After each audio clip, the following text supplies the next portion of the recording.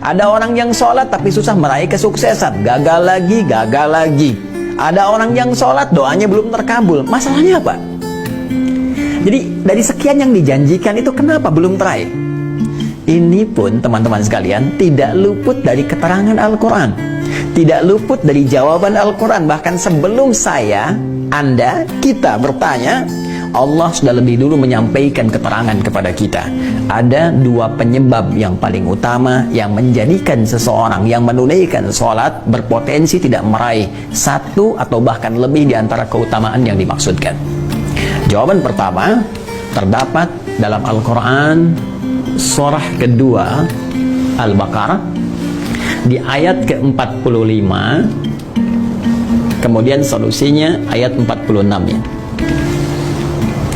Yang kedua kita temukan di Quran surah kedua 29. Di Quran surah kedua 29 Al-Ankabut di awal ayat ke-45-nya. Tuh, sama-sama 45 ayatnya, ya, tapi nanti dengan pemaknaan yang berbeda. Baik, mari kita lihat dengan cepat. Apa penyebab orang sholat berpotensi belum atau tidak meraih apa yang dijanjikan ini? Yang pertama di Quran surah kedua Al-Baqarah di ayat ke-45 Allah menegaskan. Perhatikan kalimatnya. Wasta'inu bis-sabri was-salah. Dan jika engkau punya persoalan dalam kehidupan, terima dengan sabar, itu untuk meningkatkan kualitas hidupmu. Dan dengan itu kemudian kau bawa dalam sholat, mintakan solusi kepada Allah. Was-salah, tunaikan sholat, minta solusi kepada Allah. Wa innaha lakabiratun illa 'alal khashi'in. Namun penting kau sadari, sholat itu tidak mudah engkau lakukan. Awas, hati-hati tuh, ya. Ketika Allah menyandingkan sabar dengan sholat dan membandingkan keduanya, ternyata tingkat kesulitan menunaikan sholat itu lebih dibandingkan dengan sabar. Hati-hati.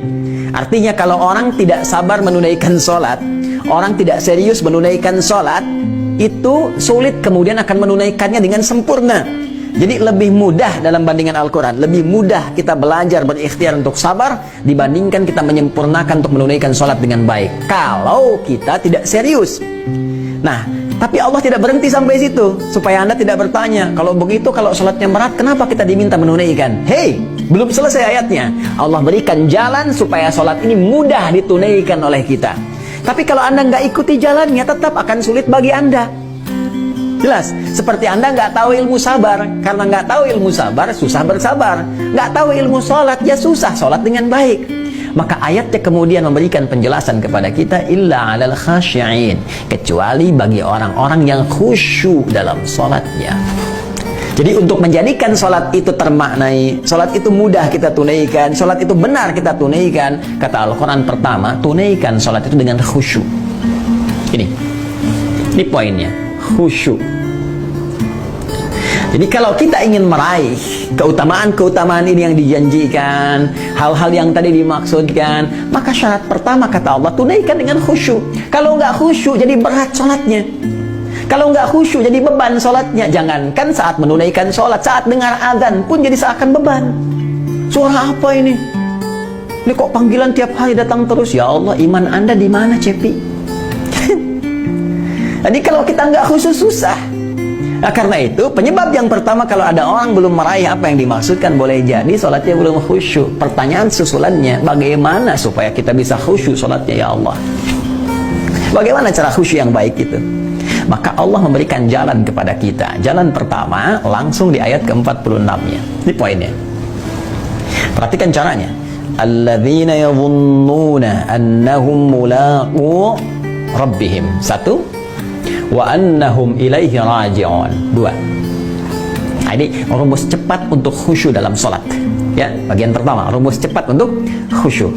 Kata Allah, alladzina yadhunnuna annahum mulaqu rabbihim. Orang khusyuk itu adalah orang-orang yang saat akan sholat. Awas, tolong garis bawahi. Ternyata khusyuk itu dimulai fasenya dari sejak akan sholat. Jadi jangan langsung dipahami saat sedang sholat. Ya, karena ternyata kekhusyuan itu, untuk mendatangkan kekhusyuan, fasenya dimulai saat akan sholat. Nah, orang khusyuk ini udah kelihatan saat akan sholat. Bagaimana penampakannya?